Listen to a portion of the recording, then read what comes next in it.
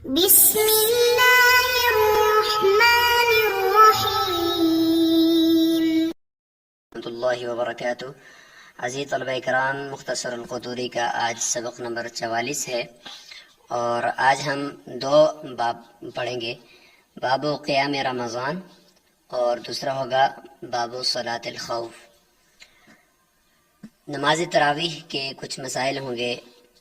اور اس کے بعد نماز خوف کا طریقہ اور کب پڑھنی ہے، اس سے متعلق جتنا بھی کچھ تفصیل ہوگی انشاءاللہ وہ ہم بیان کریں گے۔ تراویح کے مسائل ہوں گے اور نماز خوف کا طریقہ۔ سب سے پہلے عبارت پڑھتے ہیں نماز تراویح کا جو باب ہے، باب قیام رمضان۔ چونکہ رمضان المبارک کے اندر حدیث مبارک میں جو اس کی فضیلت وارد ہوئی ہے، تو وہ قیام سے متعلق، یعنی اس کا نام قیام رکھا ہے کہ وَسَنَنْتُ لَكُمْ قِيَامَهُ۔ تو اس لیے ہم نے جو یہاں پہ باب دیکھ رہے ہیں، تو صاحب قدوری رحمہ اللہ نے جو باب باندھا ہے، تو وہ انہوں نے باب قیام رمضان کے نام سے اسی لیے باندھا۔ تو سب سے پہلے ہم باب قیام رمضان کی عبارت پڑھیں گے، تو اس کے ضمن میں انشاءاللہ مسائل بیان کریں گے، پھر ہم باب صلاۃ الخوف کی طرف چلے جائیں گے۔ باب قیام شہر رمضان۔ يستحب أن يجتمع الناس في شهر رمضان بعد العشاء فيصلي بهم إمامهم 5 ترويحات في كل ترويحة تسليمتان، ويجلس بين كل ترويحتين مقدار ترويحة، ثم يؤتر بهم ولا يصلي الوتر بجماعة في غير شهر رمضان۔ تو یہ مختصر سباب تراویح کے مسائل سے متعلق ہے، اور اصح قول کے مطابق تراویح کی نماز یہ سنت مؤکدہ ہے۔ رسول اللہ صلی اللہ علیہ وسلم نے فرمایا وَسَنَنْتُ لَكُمْ قِيَامَهُ، کہ اللہ تعالیٰ نے رمضان المبارک کے روزے فرض علیکم صیام رمضان، روزے فرض کر دیے، وَسَنَنْتُ لَكُمْ قِيَامَهُ، میں نے اس کے جو قیام ہے رات کا، وہ میں نے آپ کے اوپر سنت قرار دے دیا ہے۔ اور حدیث بھی ہم یہاں پہ آپ کو دکھائیں گے کہ جس میں یہ ہے کہ آپ صلی اللہ علیہ وسلم نے پہلے 3 مرتبہ پڑھائی، تو پھر اس کے بعد دیکھا کہ صحابہ کرام کا بہت زیادہ رش لگ گیا ہے اور مسجد نبوی کے اندر بہت ہی اہتمام ہونے لگ گیا ہے، تو آپ صلی اللہ علیہ وسلم پھر نہیں آئے، اور پھر آ کر ایک مرتبہ فرمایا کہ میں اس لیے نہیں آیا جماعت کے ساتھ تراویح کی نماز پڑھانے کے لیے کہ کہیں آپ کو کے اوپر فرض یا واجب نہ ہو جائے، تو اس خوف سے میں نے یہ ترک کیا۔ تو پھر اس کے بعد الگ الگ پڑھی جاتی تھی۔ پھر حضرت عمر رضی اللہ تعالیٰ عنہ کے زمانے کے اندر تراویح کی نماز انہوں نے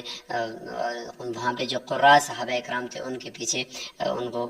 لوگوں کو جمع کیا، اور 20 رکعت نماز تراویح وہ پڑھی جانے لگی۔ اس لیے حضرت علی رضی اللہ تعالیٰ عنہ ایک دفعہ فرمانے لگے نور اللہ لک یا ابن الخطاب فی قبرک، اللہ تعالیٰ آپ کو آپ کی قبر کے اندر منور رکھے گی، جس طریقے سے کما نورت مساجد اللہ بالقرآن، جس طریقے سے آپ نے اللہ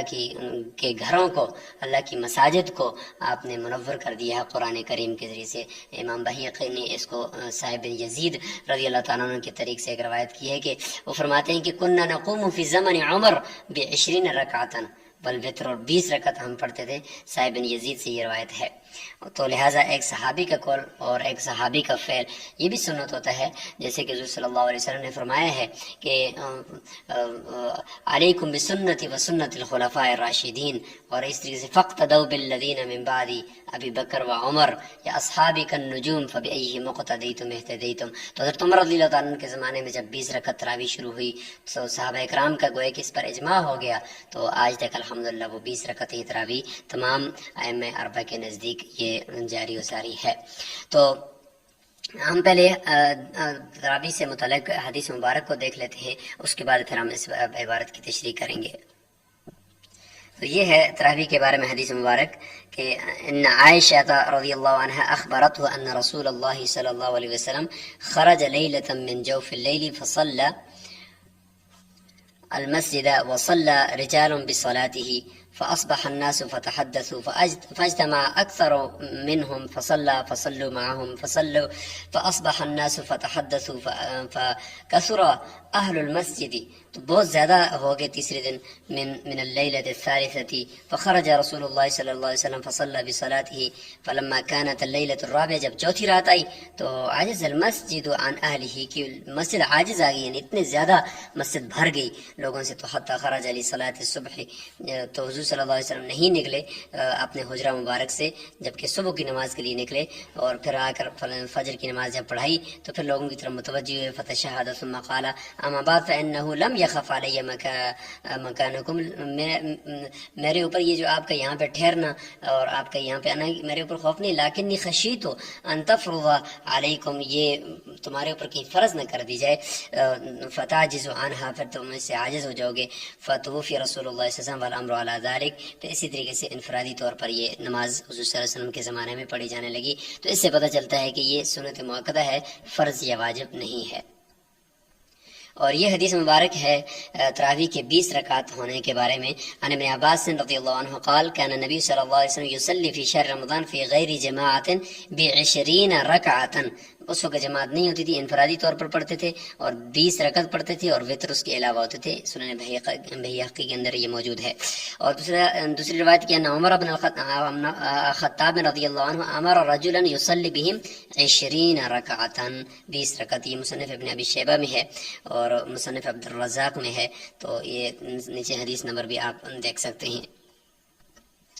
اب مختصر عبارت کی تشریح بھی کر لیتے ہیں۔ فرمایا کہ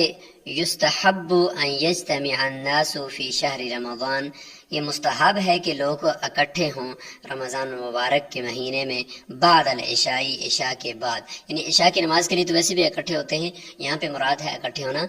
تراویح کی نماز مراد ہے کہ عشاء کی نماز کے بعد۔ فیصلی بہم امامہم،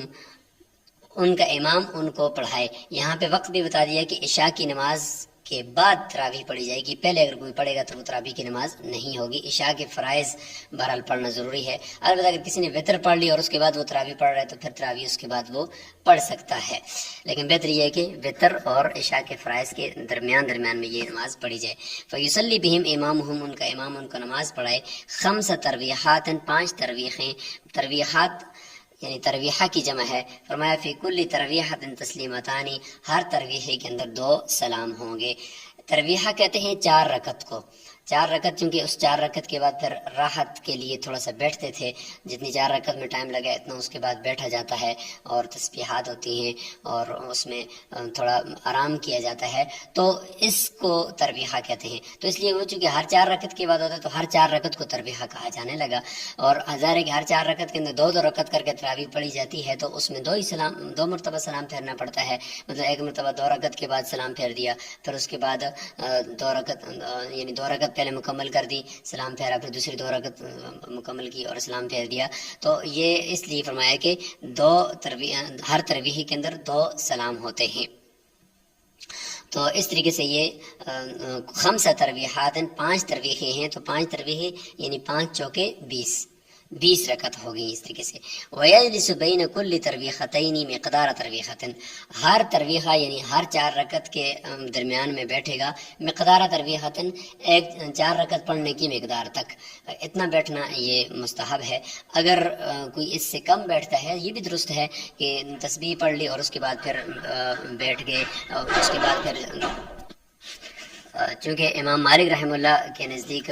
درمیان میں 4 رکعت نفل بھی ہیں، تو یعنی مطلب یہ کہ جتنا سہولت ہو سکے اتنا ہی ٹھہرنا،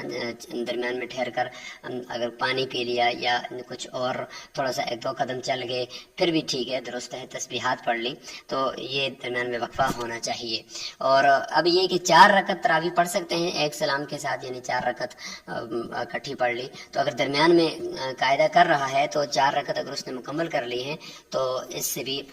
4 رکعت تراویح ہو جائے گی۔ تو اس طریقے سے، لیکن اس سے زیادہ 8 رکعت 10 رکعت یہ پڑھنا یہ مکروہ ہے، یہ درست نہیں ہے۔ اس کی وجہ یہ ہے کہ یہ تو پھر جان چھڑانے والی بات ہے، اس لیے کم از کم جو افضل طریقہ ہے وہ 2 رکعت یا کم از کم پھر 4 رکعت پڑھی جائیں ایک سلام کے ساتھ۔ ثم یؤتر، پھر امام ان کو وتر پڑھائے گا۔ ولا يصلي الوتر بجماعة في غیر شہر رمضان، رمضان المبارک کے مہینے کے علاوہ وتر جماعت کے ساتھ نہیں پڑھائے گا امام، اور نہ ہی مقتدی کسی جگہ پر اپنی جماعت کر کے کہیں وتر کی نماز رمضان المبارک کے علاوہ نہیں پڑھیں گے۔ تو یہ رمضان المبارک کے اندر ہی چونکہ تراویح کی جماعت ہے تو اس کے ساتھ یہ سنت متواترہ چلی آ رہی ہے کہ وتر بھی جماعت کے ساتھ پڑھے جائیں گے۔ اگر کسی نے غیر رمضان میں کبھی کبھار پڑھ لیے تو ہو جائیں گے، لیکن یہ کہ اس کی عادت بنانا یہ درست نہیں ہے۔ تو یہ کچھ نماز سے تراویح سے متعلق گفتگو ہو گئی ہے. اب ہم آگے چلیں گے اور ہم بات کریں گے صلاۃ الخوف کی بھی اسی باب کے اندر، یعنی اسی لیکچر کے اندر ہم صلاۃ الخوف کی ان کے باب کو شروع کرتے ہیں. اور اس کی سب سے پہلے ہم عبارت پڑھ لیتے ہیں، اور اس سے پہلے مختصراً آپ یہ سمجھ لیں کہ صلاۃ خوف کب پڑھی جاتی ہے. اس کے لیے دو باتیں آپ ذہن میں رکھیں. ایک تو یہ ہے کہ خوف ہو دشمن کا، یہ آپ یاد رکھیں کہ دشمن کا خوف ہوگا تو تب یہ نماز آپ نے پڑھنی ہے. اور اس میں دوسری بات یہ ہے کہ یہ اس وقت پڑھیں کہ جب سب لوگ ایک امام کے پیچھے نماز پڑھنا چاہتے ہوں، اور ایک ہی امام ہو اور دوسرا کوئی امام وہاں پہ میسر نہ ہو، اور لوگ چاہتے ہوں کہ ہم اسی ایک اپنے کمانڈر کے پیچھے نماز پڑھیں، تو اس صورت میں پھر یہ نماز خوف ہوگی. ورنہ اگر امام ایک سے زیادہ موجود ہیں تو پھر ہر جگہ پہ جہاں پہ وہ مورچوں پہ موجود ہیں اسی جگہ پہ ٹولیوں کے اندر نماز پڑھیں، تو پھر اس میں یہ صلاۃ خوف والی جو صورت ہے وہ نہیں آئے گی. اور اسی طریقے سے دوسری بات یہ یاد رکھنے کی ہے کہ بعض ائمہ کا یہ قول ہے کہ یہ حضور صلی اللہ علیہ وسلم کے ساتھ خاص ہے، جو قرآن مجید میں 5ویں پارے کے اندر جو ہے سورہ نساء کے اندر کہ وَإِذَا كُنْتَ فِيهِمْ فَأَقَمْتَ لَهُمُ الصَّلَاةَ فَلْتَقُمْ طَائِفَةٌ مِّنْهُمْ مَعَكَ وَلْيَأْخُذُوا أَسْلِحَتَهُمْ فَإِذَا سَجَدُوا فَلْيَكُونُوا مِنْ وَرَائِكُمْ وَلْتَأْتِ طَائِفَةٌ أُخْرَىٰ لَمْ يُصَلُّوا فَلْيُصَلُّوا مَعَكَ وَلْيَأْخُذُوا أَسْلِحَتَهُمْ. یہ جو آیت ہے یہ صلاۃ خوف سے متعلق ہے. تو اس میں وَإِذَا كُنْتَ کہ جب آپ ان کے فیہم آپ جب ان کے اندر ہوں تو آپ یہ نماز پڑھیں. تو اس سے پتہ چلتا ہے کہ حضور صلی اللہ علیہ وسلم کے ساتھ خاص ہے کہ وہ ہوں، اور حضور صلی اللہ علیہ وسلم کے پیچھے چونکہ تمام صحابہ کرام نماز پڑھنا چاہتے تھے تو اس لیے تمام صحابہ کرام کو یہ نماز کا طریقہ بتایا گیا کہ آپ اس طریقے سے نماز خوف پڑھا کریں. لیکن اگر فرمایا کہ اب صبح کے بعد چونکہ حضور صلی اللہ علیہ وسلم نہیں رہے تو اب وہ نماز بھی نہیں رہی. لیکن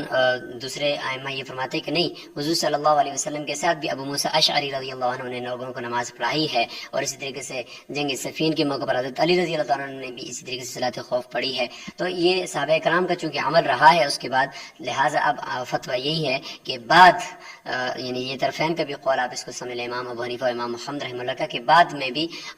آج تک بلکہ قیامت تک یہ صلاۃ خوف اسی طریقے سے جاری رہے گی. لیکن یہ یاد رکھیں کہ اس وقت جب سب لوگ ایک امام کے پیچھے نماز پڑھنا چاہتے ہوں، یا ایک ہی امام ہو اور دوسرا کوئی امام موجود نہ ہو، یا ہو تو لوگ اس کے پیچھے نماز نہ پڑھیں اور ان کا شوق ہو کہ ہم اس بڑے امام کے پیچھے نماز پڑھنا چاہتے ہیں، تو اس صورت میں یہ صلاۃ خوف ہوگی. تو یہاں سے باب صلاۃ الخوف شروع ہو گیا ہے. اس کا ہم سب سے پہلے ہم عبارت پڑھ لیتے ہیں اور اس کے بعد انشاءاللہ مختصر اس کا طریقہ ہوگا. باب صلاۃ الخوف. اذا اشتد الخوف جعل الامام الناس طائفتين، طائفة الى وجه العدو وطائفة خلفه، فيصلي بهذه الطائفة ركعة وسجدتين، فإذا رفع رأسه من السجدة الثانية مضت هذه الطائفة إلى وجه العدو وجاءت تلك الطائفة فيصلي بهم الإمام ركعة وسجدتين وتشهد وسلم ولم يسلموا وذهبوا إلى وجه العدو. وجاءت الطائفة الأولى فصلوا وحدانا ركعة وسجدتين بغير قراءة وتشهدوا وسلموا ومضوا إلى وجه العدو. وجاءت الطائفة الأخرى وصلوا ركعة وسجدتين فصلوا وحدانا، وہاں پہ اوپر ہے صلو ہے، صلو نہیں ہے، اور یہاں پہ بھی کہ وصلوا رکعۃ وسجدتین بقراءۃ وتشهدوا وسلموا، فإن كان مقيما صلى بالطائفة الأولى ركعتين وبالثانية ركعتين، ويصلي بالطائفة الأولى ركعتين من المغرب وبالثانية ركعة، ولا يقاتلون في حال الصلاة، فإن فعلوا ذلك بطلت صلاتهم. وإن اشتد الخوف صلوا ركبانا وحدانا يؤمون بالركوع والسجود إلى أي جهة شاءوا إذا لم يقدروا على التوجه إلى القبلة. یؤمون بھی پڑھ سکتے ہیں اور یؤمئون بھی پڑھ سکتے ہیں، او ما یؤمئ ایمان اور او ما یومی ایمان، تو یؤمئ بھی پڑھ سکتے ہیں اور یؤمون بھی پڑھ سکتے ہیں. تو اب ہم اس کی تشریح کرتے ہیں.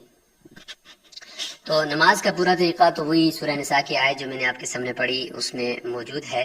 اور حدیث مبارک بھی جو اس کے بارے میں آئے گی وہ بھی میں آپ کو دکھا دیتا ہوں. لیکن اس سے پہلے ہم یہاں پہ عبارت کی مختصر تشریح کر لیتے ہیں. اور فرمایا کہ اذا اشتد الخوف، اگر خوف زیادہ ہو اور لوگ جماعت کے ساتھ مکمل نماز نہ پڑھ سکتے ہوں تو اس صورت کے اندر، اور دوسرا یہ کہ لوگ پڑھتے بھی ایک امام کے پیچھے پڑھنا چاہتے ہوں، اور جبکہ یہ کہ ادھر مورچے کے اوپر بھی کھڑے ہونا ہے بعض نے، اور بعض نے جو ہے وہ نماز بھی پڑھنی ہے، اور نماز کا وقت بھی مکمل ہے، تو اس صورت میں اب کیا کریں کہ نماز مکمل، اگر سارے نماز کے اندر کھڑے ہو جاتے ہیں تو دشمن کا حملے کا خوف ہے، اور اگر سارے نماز میں شریک نہیں ہوتے، سارے ادھر ہوتے ہیں تو نماز چلی جائے گی۔ تو اب اس میں یہ ساری جب صورتحال اور سچویشن جب سامنے آتی ہے تو پھر اس میں نماز خوف ہوتی ہے کہ جب ایک ہی امام کے پیچھے پڑھنا چاہتے بھی ہیں اور نماز کا وقت بھی نکل رہا ہے اور ادھر سے دشمن کا بھی خوف ہے، تو پھر یہ طریقہ ہوگا کہ جعل الامام الناس طائفتین، لوگ امام جو ہے وہ لوگوں کے دو طائفے، دو گروپ بنا دے گا، طائفتین دو گروپ بنا دے گا امام۔ اب یہ طریقہ شروع ہو گیا، آپ ساتھ ساتھ اس کو سمجھتے جائیں۔ طائفتن الی وجہ العدو، یہ سمجھ لیں کہ آپ پورے باب کی دو بحثیں ہیں۔ یہ پہلی بحث ہے یعنی خوف کے اندر یہ پہلا مرتبہ ہے کہ جس میں یہ صلاۃ خوف ہوگی، دوسرا مرتبہ آئے گا کہ جس میں نماز بھی پھر وہاں پہ مؤخر کرنا درست ہے۔ طائفتن الی وجہ العدو، ایک طائفہ اور ایک گروپ وہ دشمن کی سامنے ہوگا اور وہ وہاں پہ مورچے کے اوپر حفاظت کے لیے کھڑا ہوگا۔ وہ طائفتن خلفہ، اور ایک طائفہ کو وہ اپنے پیچھے کھڑا کر دے گا اور اس کے پیچھے نماز کے لیے وہ کھڑا ہو جائے گا۔ فیصلی بہذہ الطائفۃ رکعۃ وسجدتین، اس طائفے کو وہ ایک رکعت اور دو سجدے یہ وہ پڑھا دے گا۔ یہ اس وقت کی نماز کی بات ہو رہی ہے جب دو رکعت نماز پڑھ رہا ہے، یعنی مسافر ہوں، اگر مقیم ہوں تو پھر اس کو دو رکعتیں پڑھائے گا اور دوسری کو بھی دو رکعتیں پڑھائے گا۔ تو یہاں پہ ایک رکعت کی بات ہوگی، ایک رکعت اس کو پڑھا دے گا۔ فَإِذَا رَفَعَ رَأْسَهُ مِنَ السَّجْدَةِ الثَّانِيَةِ، پس جب وہ دوسرے یعنی سجدے سے سر اٹھا لے گا، یعنی پہلی رکعت کے دوسرے سجدے سے، مَضَتْ هَذِهِ الطَّائِفَةُ إِلَى وَجْهِ الْعَدُوِّ، تو یہ جو طائفہ ہے یہ دشمن کی طرف متوجہ ہو جائے گی اور یہ اس کی طرف چلی جائے گی، باتیں نہیں کریں گے، سوار نہیں ہوں گے، کیونکہ یہ دو کام کرنے سے پھر ان کی نماز باطل ہو جائے گی، عمل کثیر ہو جائے گا۔ باقی درمیان میں جو ان کا چلنا ہے یہ معاف ہے ان کو، چونکہ صلاۃ خوف ہے، مجبوری ہے، یہ معاف ہے، لیکن باتیں نہیں کریں گے اور ساتھ ساتھ وہ سواری نہیں کریں گے۔ وجاءت تلک الطائفۃ، وہ جو پہلی والی جماعت ہے وہ جماعت آئے گی، فیصلی بہم الامام رکعۃ وسجدتین، امام کی چونکہ ایک رکعت رہتی تھی تو امام اس دوسری طائفہ کو وہ ایک رکعت اور دو سجدوں کے ساتھ وہ پڑھا دے گا۔ وتشہد، اور امام تشہد کرے گا، اور وسلم، امام سلام پھیر دے گا، کیونکہ امام کی دو رکعت مکمل ہو چکی ہیں اور سفر کی نماز ہے۔ لیکن ولم یسلموا، پچھلی جو ان کے ساتھ جماعت ہے وہ سلام نہیں پھیرے گی، کیونکہ انہوں نے تو ابھی تک امام کے ساتھ صرف ایک رکعت پڑھی ہے نا، یہ سلام نہیں پھیرے گی۔ وذهبوا، اور یہ دوسری مرتبہ جو آئی تھی جماعت،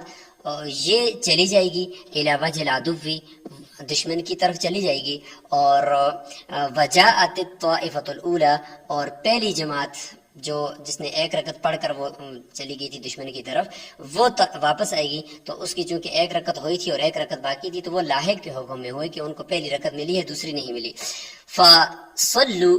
وحدانا رکعتن، لہذا وہ آ کر یہیں پہ اکیلے آ کر وہ ایک رکعت نماز پڑھیں گے، وسجدتین، اور دو سجدے بھی کریں گے، بغیر قراءت، بغیر قراءت کے، یعنی اس میں قراءت وہ نہیں کریں گے چونکہ لاحق ہے، تو لاحق کا حکم یہ ہوتا ہے جس کو پہلے رکعت ملی ہو درمیان میں کچھ نماز کے اندر لاحق ہو گیا ہو تو وہ پھر بغیر قراءت کے وہ پڑھتا ہے۔ جس طریقے سے مسافر امام کے پیچھے مقیم پڑھتے ہیں تو وہ مقیم پھر جب دو رکعت اپنی مکمل کرنے کے لیے کھڑے ہوتے ہیں تو وہ پھر قراءت نہیں کرتے نا، تو اس طریقے سے یہاں پہ بھی ہوگا۔ وتشہدوا وسلموا، اور آ کر وہ صرف دو رکعت اپنی ایک رکعت پڑھیں گے اور اس طریقے سے ان کی دو رکعت مکمل ہو جائیں گی، وہ تشہد پڑھیں گے، سلام پھیریں گے۔ ومضوا الی وجہ العدو، یہ پھر دوبارہ یہ دشمن کی طرف چلے جائیں گے۔ اور وجاءت الطائفۃ الاخری، وہ دوسری جماعت آ جائے گی جس نے آ کر امام کے ساتھ دوسری رکعت پڑھی تھی، دوسری رکعت میں شریک ہوئے تھے۔ وصلوا رکعۃ وسجدتین، اور وہ آ کر امام کے ساتھ چونکہ وہ امام کی نماز مکمل ہو چکی ہے، وہ آ کر اپنی ایک رکعت اور دو سجدے یہ کریں گے، لیکن بقراءت، قراءت کے ساتھ۔ کیوں؟ اس لیے کہ ان کو جو امام کے ساتھ نماز ملی ہے وہ دوسری رکعت ملی ہے، پہلی نہیں ملی، تو یہ مسبوق کے حکم میں ہوئے، تو مسبوق وہی ہوتا ہے جس کی پہلے کچھ رکعت رہ جائے، تو مسبوق کے لیے پھر حکم یہ ہوتا ہے کہ وہ جس رکعت کو وہ مکمل کرے گا تو اس کے اندر قرات بھی کرے گا، لہٰذا بقراءۃ و تشہد، اور اس کے بعد وہ تشہد کریں گے، وسلم اور سلام پھیر دیں گے۔ یہ تو تھا کہ جب وہ مسافر ہوں۔ فإن كان مقیما صلى بالطائفة الأولى، اگر امام مقیم ہے تو پھر پہلی طائفہ کو 2 رکعت پڑھائے گا، رکعتین 2 رکعت، اور بالثانیۃ رکعتین، اور دوسری کو بھی 2 رکعت پڑھائے گا۔ تو اس طریقے سے آپ اس کو سمجھ لیں کہ ایک طائفہ ایک جگہ پہ امام کے پیچھے نماز پڑھے گا، اور دوسرا طائفہ دشمن کے پیچھے ہوگا، 1 رکعت امام ان کو پڑھائے گا، اگر مقیم ہے تو 2 رکعت پڑھائے گا، پھر وہ دوسری کو 2 رکعت پڑھائے گا، پھر امام سلام پھیر دے گا، پھر پہلی والی آ کر اپنی 2 رکعت مکمل کرے گی، پھر دوسری والی آ کر اپنی 2 رکعت مکمل کرے گی۔ اس طریقے سے یہ نماز ان کی صلاۃ خوف ہوگی۔ وَيُصَلِّ بِالطَّائِفَةِ الْأُولَى رَكَعَتَيْنِ مِنَ الْمَغْرِبِ، اگر مغرب کی نماز ہے تو پہلی طائفہ کو 2 رکعت پڑھائے گا اور دوسری طائفہ کو 1 رکعت پڑھائے گا، چونکہ مغرب کی ہوتی ہی کل 3 ہے، لہذا 2 رکعت اور 1 رکعت۔ وَلَا يُقَاتِلُونَ فِي حَالِ الصَّلَاةِ، نماز کی حالت کے اندر قتال نہیں کریں گے، کیونکہ یہ عمل کثیر ہے، صرف کھڑے ہو کر حفاظت کر سکتے ہیں۔ فَإِنْ فَعَلُوا ذَلِكَ، اگر انہوں نے قتال کر دیا نماز کی حالت میں، بطلت صلاتهم، ان کی نماز باطل ہو جائے گی۔ ہاں، نماز کے اندر جو کھڑے ہیں انہوں نے تو صرف اسلحہ اگر لگایا ہوا ہے اور صرف نماز کے اندر کھڑے ہوں گے، اگر ہم ان کو دیتے ہیں کہ نماز کے اندر قتال بھی کریں تو یہ چھوٹ دینے سے پھر نماز باطل ہو جائے گی۔ البتہ باقی چھوٹ ہے ان کے لیے کہ چلیں، جا کر کھڑے ہو جائیں، نماز کے لیے آ جائیں، واپس جا کر مورچے پہ کھڑے ہو جائیں، تو صرف یہ چھوٹ ہے، اس سے عمل کثیر لازم نہیں آگا چونکہ عذر ہے۔ وَإِنِ اشْتَدَّ الْخَوْفُ، اگر خوف اور زیادہ بڑھ گیا، یہ دوسرا مرتبہ شروع ہو گیا ہے کہ اتنا زیادہ ہے کہ وہ اس طریقے سے بھی نماز نہیں پڑھ سکتے کہ کچھ دشمن کے سامنے ہوں، کچھ امام کے پیچھے ہوں، تو فرمایا صلوا رکبانا وحدانا، اس صورت میں وہ آ کر اپنی جو نماز پڑھیں گے وہ اسی حالت میں پڑھیں گے کہ رکبان، گھوڑے کے اوپر سوار ہوں گے، وحدان، اکیلے ہوں گے، یہ سب چھوٹے ہیں ان کے لیے۔ یؤمئون بالرکوع والسجود، اور اشارہ کریں گے رکوع اور سجدے کا، یعنی گھوڑے کی اوپر ہی کھڑے بیٹھے وہ رکوع کے لیے تھوڑا ہلکا اشارہ، سجدے کے لیے تھوڑا زیادہ اشارہ کریں گے۔ الی ای جہت شاءوا، جس طرف بھی چاہیں وہ نماز پڑھیں گے۔ اذا، اچھا یہاں تک یہ بات ہوگی کہ اگر اس صورت کے اندر وہ اور کچھ بھی ان کو مطلب صورتحال نہیں ہے، لیکن اس صورت کے اندر پھر وہ اس طریقے سے نماز پڑھ سکتے ہیں۔ اذا لم يقدروا على التوجه الى القبلہ، بشرطے کہ وہ قبلے کی طرف متوجہ ہونے کی طاقت نہ رکھتے ہوں، چونکہ سامنے دشمن ہے، تو اس لیے اب ان کو اللہ تعالیٰ کی طرف سے یہ چھوٹ ہے کہ یہ اس طریقے سے نماز پڑھ سکتے ہیں۔ اس کے علاوہ بھی اگر کچھ گنجائش نہ بنتی ہو کہ نماز یہ گھوڑوں کے اوپر پڑھیں، چونکہ بالکل آگے قتل عام شروع ہو چکا ہے اور جنگ بہت ہی سخت مرحلے کے اندر ہے، تو پھر اس میں حضور صلی اللہ علیہ وسلم سے جنگ خندق کے موقع پر بھی 4 نمازیں چھوٹ گئی تھی، پھر بعد میں ان کی قضا کی تھی، تو پھر اس صورت میں نماز اگر چھوٹ گئی ہے تو بعد میں قضا کر لیں، اللہ تعالیٰ کی طرف سے یہ پھر معافی بھی ہے، کیونکہ جگہ ہی ایسی ہے کہ اس جگہ پہ پھر نماز کے اندر کھڑے ہونے میں پھر جان چلے جانے کا خطرہ ہے۔ تو یہ کچھ مختصر خلاصہ آپ کے سامنے آیا ہے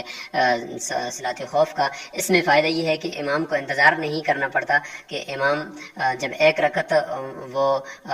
پوری کر لیتا ہے، یعنی 2 سجدوں کے ساتھ، تو دوسری جماعت آ جاتی ہے اور پہلی جماعت فوراً چلی جاتی ہے۔ اگر پہلی جماعت اپنی رکعت وہاں پہ مکمل کرے اور تب تک امام بیٹھا رہے، دوسری رکعت جب وہ مکمل کرے جماعت اور پھر چلی جائے اور پھر پہلی جماعت آ جائے اور اس کو پھر 1 رکعت پڑھائے، تو اس سے امام کو انتظار کرنا پڑتا ہے کافی دیر تک۔ لیکن یہ والی جو صورت ہے یہ بالکل درست صورت ہے۔ آپ اس کے حوالے سے ذرا اس کو دوبارہ سنیں اور دیکھیں کہ یہ نماز خوف کا صحیح طریقہ جو احناف کے نزدیک حضرت عبداللہ بن مسعود رضی اللہ تعالیٰ عنہ سے منقول ہے وہ کیا ہے، اور اس کو تھوڑا سا یاد کریں، اس پوری ترتیب کو، اور اس کا پریکٹیکل کر کے بھی تھوڑا سا دیکھ لیں، تاکہ کہیں آپ کو اللہ تعالیٰ کی طرف سے ایسا کوئی موقع مل سکتا ہے کہ جس میں یہ صلاۃ خوف آپ کو پڑھنی پڑے گی۔ السلام علیکم ورحمۃ اللہ وبرکاتہ۔